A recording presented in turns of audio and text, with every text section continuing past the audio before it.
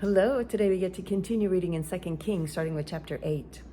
Now Elisha had said to the woman whose son he had restored to life, "Arise and depart with your household and sojourn wherever you can, for the Lord has called for a famine, and it will come upon the land for 7 years." So the woman arose and did according to the word of the man of God. She went with her household and sojourned in the land of the Philistines 7 years.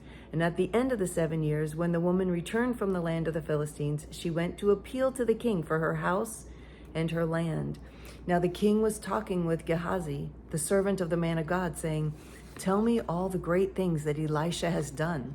And while he was telling the king how Elisha had restored the dead to life, behold, the woman whose son he had restored to life appealed to the king for her house and her land. And Gehazi said, "My lord, O king, here is the woman, and here is her son whom Elisha restored to life."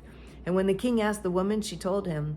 So the king appointed an official for her, saying, "Restore all that was hers, together with all the produce of the fields, from the day that she left the land until now." Wow.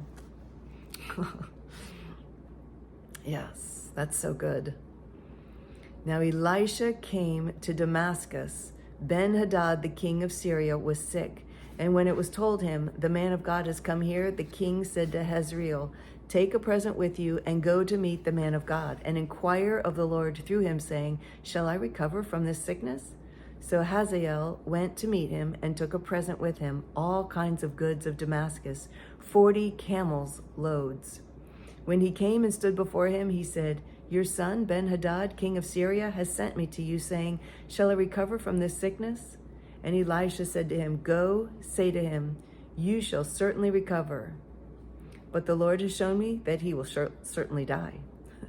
And he fixed his gaze and stared at him until he was embarrassed, and the man of God wept. And Hazael said, "Why does my Lord weep?" He answered, "Because I know the evil that you will do to the people of Israel. You will set on fire their fortresses, and you will kill their young men in the sword, and dash in pieces their little ones, and rip open their pregnant women." And Hazael said, "What is your servant, who is but a dog, that he should do this great thing?" Elisha answered, "The Lord has shown me that you are to be king over Syria." Then he departed from Elisha and came to his master, who said to him, "What did Elisha say to you?" And he said, "He told me that you will certainly recover." But the next day he took the bedcloth and dipped it in water and spread it over his face until he died. And Hazael became king in his place. Oh, so sad. In the 5th year of Joram the son of Ahab, the king of Israel, when Jehoshaphat was king of Judah, Jehoram the son of Jehoshaphat, king of Judah, began to reign. He was 32 years old when he became king, and he reigned 8 years in Jerusalem. And he walked in the way of the kings of Israel, as the house of Ahab had done. For the daughter of Ahab was his wife, and he did what was evil in the sight of the Lord. Yet the Lord was not willing to destroy Judah for the sake of David his servant, since he promised to give a lamp to him and to his sons forever. In his days Edom revolted from the rule of Judah and set up a king of their own. Then Joram passed over to Zaire with all his chariots and rose by night, and he and his chariot commanders struck the Edomites who had surrounded him, but his army fled home. So Edom revolted from the rule of Judah to this day. Then Libnah revolted at the same time. Now the rest of the acts of Joram and all that he did, are they not written in the book of the Chronicles of the kings of Judah? So Joram slept with his fathers and was buried with his fathers in the city of David, and Ahaziah his son reigned in his place. In the 12th year of Joram the son of Ahab, king of Israel, Ahaziah the son of Jehoram, king of Judah, began to reign. Ahaziah was 22 years old when he began to reign, and he reigned 1 year in Jerusalem. His mother's name was Athaliah. She was a granddaughter of Omri, king of Israel. He also walked in the way of the house of Ahab and did what was evil in the sight of the Lord, as the house of Ahab had done, for he was son-in-law to the house of Ahab. He went with Joram the son of Ahab to make war against Hazael, king of Syria, at Ramoth Gilead, and the Syrians wounded Joram. And King Joram returned to be healed in Jezreel of the wounds that the Syrians had given him at Ramah, when he fought against Hazael, king of Syria. And Ahaziah, the son of Jehoram, king of Judah, went down to see Joram, the son of Ahab, in Jezreel, because he was sick. Oh, now it jumps over to 2 Chronicles chapter 21. Jehoshaphat slept with his fathers and was buried with his fathers in the city of David, and Jehoram his son reigned in his place. He had brothers, the sons of Jehoshaphat: Ahaziah, Jehiel, Zechariah, Azariah, Michael, and Shephatiah. All these were the sons of Jehoshaphat, king of Israel. Their father gave them great gifts of silver, gold, and valuable possessions, together with fortified cities in Judah. But he gave the kingdom to Jehoram, because he was the firstborn. When Jehoram had ascended the throne of his father and was established, he killed all his brothers with the sword, and also some of the princes of Israel.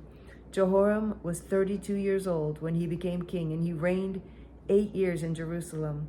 And he walked in the way of the kings of Israel, as the house of Ahab had done. For the daughter of Ahab was his wife, and he did what was evil in the sight of the Lord. Yet the Lord was not willing to destroy the house of David, because of the covenant that he had made with David, and since he had promised to give a lamp to him and to his sons forever. In his days, Edom revolted from the rule of Judah and set up a king of their own. Then Jehoram passed over with his commanders and all his chariots, and he rose by night and struck the Edomites who had surrounded him and his chariot commanders. So Edom revolted from the rule of Judah to this day. At that time Libnah also revolted from his rule, because he had forsaken the Lord, the God of his fathers. Moreover, he made high places in the hill country of Judah, and led the inhabitants of Jerusalem into whoredom, and made Judah go astray. And a letter came to him from Elijah the prophet, saying, Thus says the Lord, the God of David your father, because you have not walked in the way of Jehoshaphat your father, or in the ways of Asa, king of Judah, but have walked in the way of the kings of Israel, and have enticed Judah and the inhabitants of Jerusalem into whoredom as the house of Ahab led Israel into whoredom. And also you have killed your brothers of your father's house, who were better than you. Behold, the Lord will bring a great plague on your people, your children, your wives, all your possessions, and you yourself will have a severe sickness with a disease of your bowels, until your bowels come out because of the disease, day by day. Oh, what a horrible curse. And the Lord stirred up against Jehoram the anger of the Philistines and of the Arabians who are near the Ethiopians. And they came up against Judah and invaded it, and carried away all the possessions they found that belonged to the king's house, and also his sons and his wives, so that no son was left to him except Jehoahaz, his youngest son. And after all this, the Lord struck him in his bowels with an incurable disease. In the course of time, at the end of 2 years, his bowels came out because of the disease, and he died in great agony. His people made no fire in his honor, like the fires made for his fathers. He was 32 years old when he began to reign. He reigned 8 years in Jerusalem, and he departed with no one's regret. They buried him in the city of David, but not in the tombs of the kings. Wow. Chapter 22. And the inhabitants of Jerusalem made Ahaziah, his youngest son, king in his place. For the band of men that came with the Arabians to the camp had killed all the older sons. So Ahaziah, the son of Jehoram, king of Judah, reigned. Ahaziah was 22 years old when he began to reign. He reigned 1 year in Jerusalem. His mother's name was Athaliah, the granddaughter of Omri. He also walked in the ways of the house of Ahab, for his mother was his counselor in doing wickedly. He did what was evil in the sight of the Lord, as the house of Ahab had done. For after the death of his father, they were his counselors to his undoing.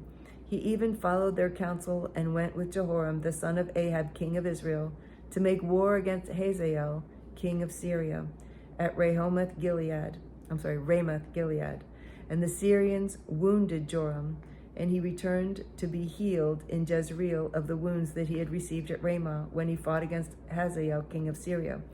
And Ahaziah, the son of Jehoram, king of Judah, went down to see Joram, the son of Ahab, in Jezreel, because he was wounded. Oh, and that's all for today. I guess that's the end of that chapter. So tomorrow we'll pick up in 2 Kings and continue reading about the kings. So thank you for joining me today. It's always a pleasure reading with you. I love you so much. Bye.